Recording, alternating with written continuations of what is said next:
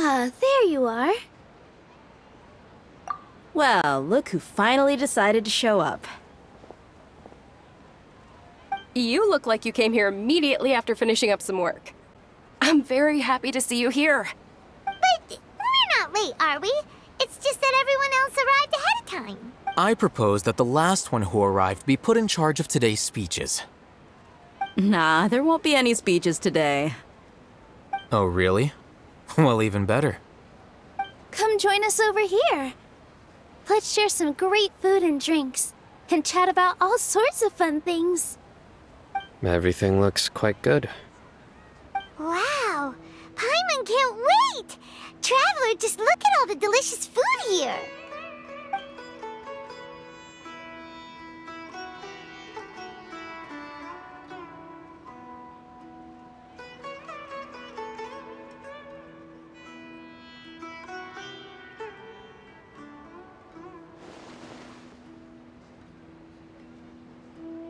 Whoa! It's so delicious! Oh, this grilled meat tastes amazing! The food was specially prepared for you by everyone in the Grand Bazaar. And we have gifts that were sent by the residents of Sumeru City when they heard we were holding a feast. Everyone that came said that you saved Sumeru and wanted me to thank you all on their behalf. Ah, feels kinda nice to be seen as a hero. I could get used to this. Being a bodyguard is also a hero's job. You've always been amazing, Dia. My lady sure has a way with words. Thanks. I'm glad to hear it. And I'm happy to meet everyone that participated in the great plan. Don't mention it. Come to think of it, we've really done something impressive together. It's unbelievable! We owe it to our abilities. And luck. Really? Why do I remember everybody thinking that luck was against us and feeling like we hardly had a chance of succeeding? That's how I remember it too. It's luck that brought us together, and it was luck that let us form a team. Then, it took even more luck for us to formulate a plan and implement it successfully. Moreover, judging from the results, everything worked out well. Yeah, everyone gave it their all when it mattered most. It was almost like a performance. We took the stage and put on our best show. Everyone played their part, and thanks to everyone's efforts, the performance was a great success. So, would you say we're good actors too? It's such a blessing that Lesser Lord Kusanali was able to return to power at the Academia. Yes! Even after being abandoned and neglected so many times, she's finally returned. Uh-huh. Lesser Lord Kusanali once used all her power in a great disaster, which resulted in her losing all her wisdom and memories of the past. The Academia basically abandoned her because of it. This should be something everybody should remember. Huh? You look surprised. I didn't say anything wrong, did I? No, everything you said is correct. That's good. Something wrong? Yeah, what's with that face? You knew all of this already.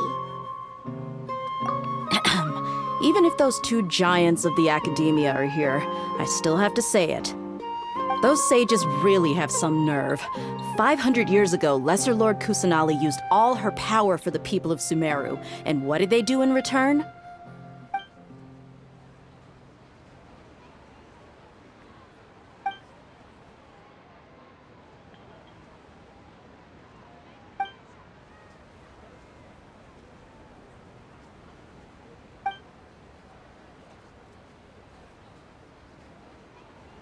If you bite the hand that feeds you, don't act surprised when it turns into a knuckle sandwich, right, Sino? Perhaps I shouldn't say this, but their treatment of Lesser Lord Kusanali calls for a more severe punishment. You could simply tell Lesser Lord Kusanali that you wish to have Azar and his accomplices severely punished. I respect our deity's decision, and won't interfere in any way. While we're on this topic, why didn't you accept the Academia's invitation to become the Grand Sage? Are you trying to say that I'm fit to be a sage? Not at all. But every person handling the selection process has said that you are the most suitable candidate to lead the academia right now. Why? Because he dethroned Azar from power? Could you try to put it another way? This is a good thing, yet you're making it sound like I overthrew Azar for my own personal gain. But seriously, though, I always wondered if you had some personal motives behind it. I did have my own motive, but it had nothing to do with being a sage. If the rules of our nation were suddenly cast by the wayside, then it wouldn't be long until chaos ensued. I had no intention of letting their dreams disrupt my life. By that, you mean your life working as the Academia's scribe. Precisely. Wait, is that all? So, that's the only reason why you joined us and came up with all those plans? It's reason enough. You've certainly got quite the personality. You flatter me. All right then. How about you? You've already resumed work as the General Mahamatra, right? That's right. Will you be happy with that life? It's not about being happy. There are merely a lot of things that I must do. Even so, keep your spirits up and try to be happy, okay? And try to smile more every day, just like I'm doing now. Thank you. I'll keep that in mind.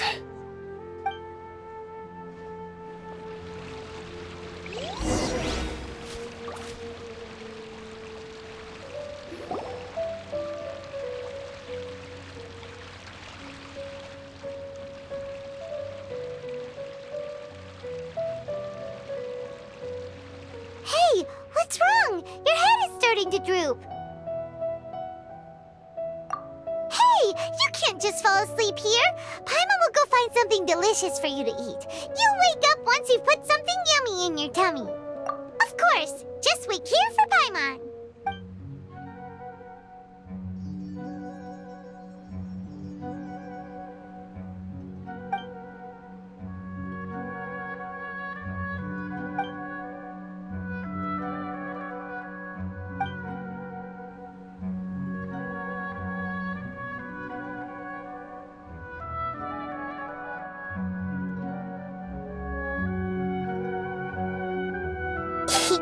It's me.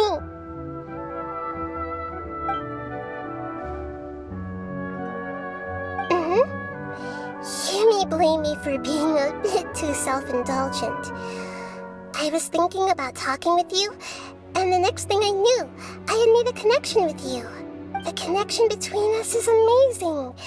It's like flora and the fence it grows upon. I heard there's an amazing celebration feast today at the Grand Bazaar. I wanted to have a look for myself, so I snuck in. Lately, I've been so busy dealing with all the fallout from recent events, so I really haven't had any free time.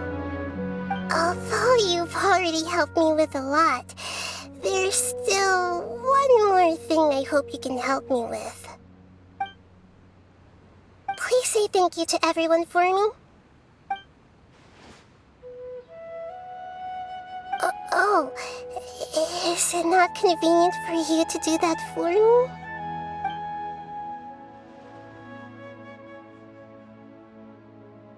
But if I just show up all of a sudden, people will become all quiet and stiff, won't they?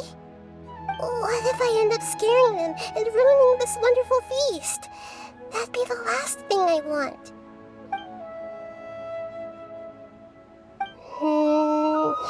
Let me think about it. Okay. Yes, I have.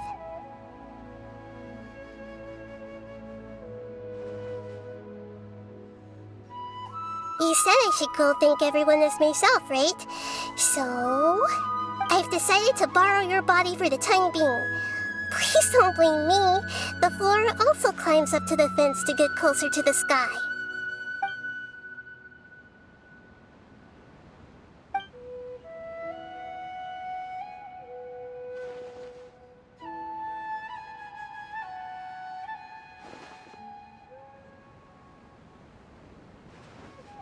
everyone! Are you awake now? Paimon was just about to bring you the food. It's me. Huh? That voice. Nahida? Hold up, what's going on? I didn't expect to have a conversation with the consciousness of Lesser Lord Kusanali in the Grand Bazaar. Interesting. Is this also a part of the feast? No, of course not. Are you Lesser Lord Kusanali? Oh, Nilu. You know who I am?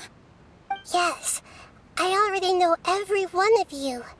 Nilu, Alhaitham, Sino, Dia, Paimon, and Dunyarzad. Lesser Lord Kusanali? I took the liberty of occupying the traveler's body so that I could thank all of you in person. Thank you so much for rescuing me, even if that meant placing your own safety in peril and taking the risk of becoming enemies with the academia, the sages, the doctor, the balladeer, and even the entirety of Sumeru. Without you, without any of you, I would have been in a much more difficult situation. Had you not helped me to resolve the crisis, not only I, but Sumeru and even the entirety of Tevat would have suffered great misfortune. People refer to you as the heroes who managed to rescue a god. I'm quite fond of this name. It not only explains your identities, but also bears witness to your relationship with me. Please, allow me to present to you my most sincere gratitude.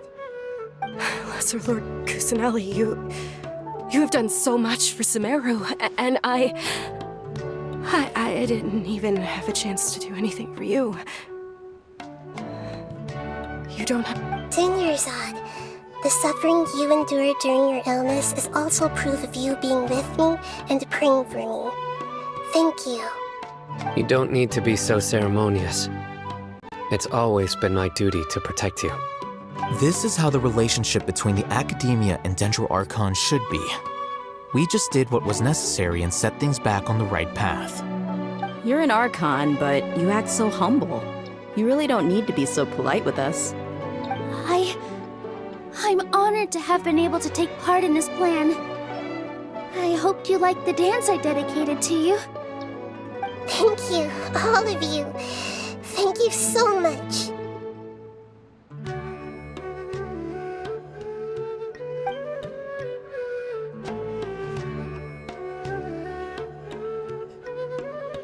Yeah.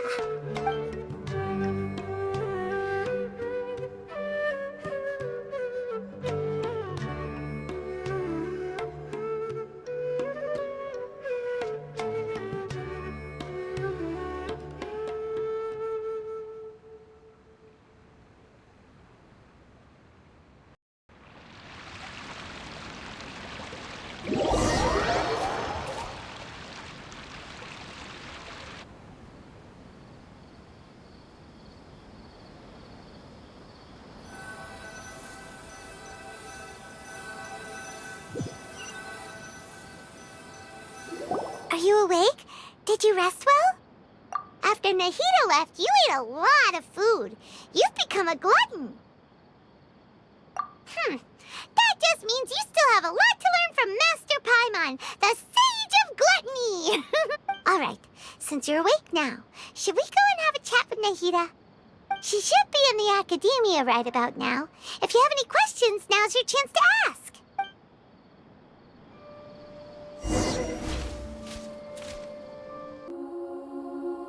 Nahida! Hello, Traveler and Paimon. What a fantastic night.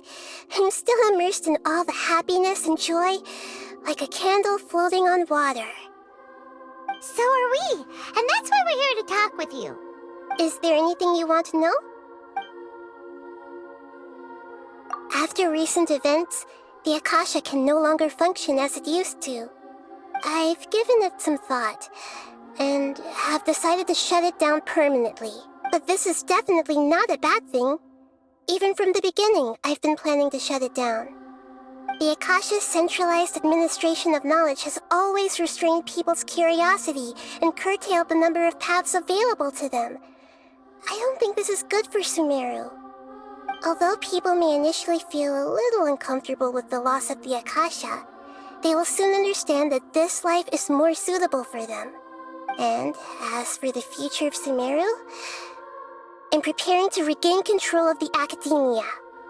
The former sages have received their punishment, but the new sages have yet to be selected. I will oversee the process personally. I hope that the new 6 great sages will be more focused on academics. Sumeru needs such leaders more than ever. The other big issue is the people of King Deshret. All the residents of the desert, in fact. They have been mistreated for far too long. I've already taken some measures to address this. It will take some time to rebuild everything, but no matter if it's culture, friendship, or trust, we will rebuild it. You mean, what happened after the doctor put you to sleep? Not exactly. The top-ranked Fatui Harbingers, up to number 3, possess power comparable to that of gods. I was no match for him in that kind of situation. However, in spite of the bad situation, I still managed to make a fair deal with the doctor. I'm sure you remember the entity that changed your fate, the Heavenly Principles. In fact, the Heavenly Principles has been quiet since the Conria disaster 500 years ago. I used this point as leverage against the doctor. I told him that the Heavenly Principles may be awakened if I destroy the Gnosis. Although it's just a bluff, he still fell for it.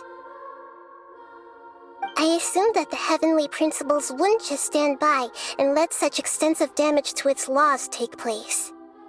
And as for what I exchanged for the Gnosis, the exchange served as both punishment for the doctor as well as a boon of new knowledge that I couldn't refuse as the god of wisdom.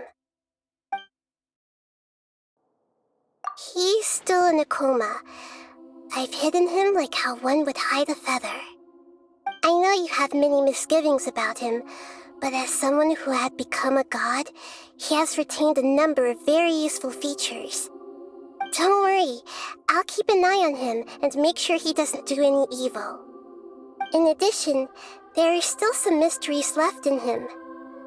Some things may be very clear from my perspective, but he is still yet to understand them himself. His future will be determined by fate. Is that where you're headed next? Fontaine, the nation of justice? As far as I know, that nation operates in a judicial system. Does their Archon personally judge people? No, there's a Chief Justice in Fontaine. Generally speaking, the Hydra Archon, Focalor, won't preside over individual trials. However, even then, Focalor will still make herself present at just about every trial. It seems that she just likes to immerse herself in that sort of atmosphere. As Archon, she still reserves the right to influence the final verdict. Anyway, let's just say she's got, a very unique personality. Are you sure? Isn't there something else you haven't asked about yet? Huh? You mean... About your brother. While you were resting at Gandharvaville, I took some time to perform an Irminsul search for information on your brother. Yeah,